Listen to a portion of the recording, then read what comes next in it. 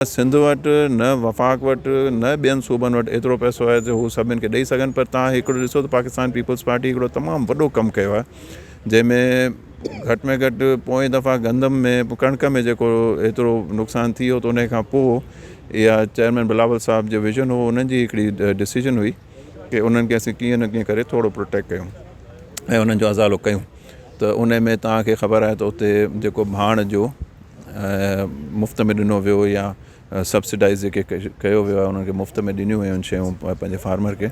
उन जे करे हींअर तमामु हिकिड़ो वरी बि हिकिड़ो सुठो रिलीफ असांजी एग्रीकल्चर जे काश्तकारनि खे मिली वियो आहे। ऐं गॾोगॾु हींअर जेको थिए पियो त हींअर कमंद जी अञा सिर्फ़ु 12% कटाई थी आहे।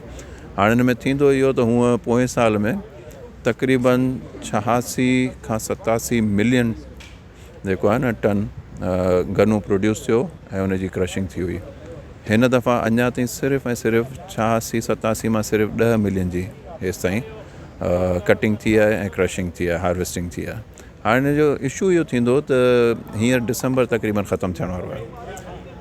हाणे जनवरी ऐं फेबररी ताईं मिलूं हलंदियूं आहिनि, उन खां पोइ ख़तमु बंदि थी वेंदियूं आहिनि। त हींअर जे अगरि कमांद रेट जे करे आबादगार नथो कटराए या हारी नथो कटराए त जनवरी में अची पोइ छा थींदो त कमांद जो सीअ जे करे वज़न किरणु शुरू थी वञे। ऐं ॿियो इशू इहो थो थिए त पोइ रेट अगरि न वधियो त पोइ पैनिक सिचुएशन क्रिएट थींदी आहे, पोइ हर को वज़न कढणु शुरू कंदो। पोइ जेको हिकिड़ो हारी या हिकिड़ो का ज़मींदार हिकिड़ी ट्रक कढण वारो आहे, उहो पोइ कोशिशि कंदो त जल्द अज़ कढां 10 ट्रकूं कढां। माना मिल में जिते हींअर अगरि हिकिड़ी मिसाल आहे 1000 ट्रकूं वञनि पियूं त पोइ 1,00,000 ट्रकूं पहुचंदियूं। पोइ उन सां छा थींदो त डिमांड त पंहिंजी जाइ ते उते ई रहंदी, सप्लाई तमामु घणी वधी वेंदी। उन जी सप्लाई वधण सां पोइ प्राइस अञा किरण जो अंदेशो आहे।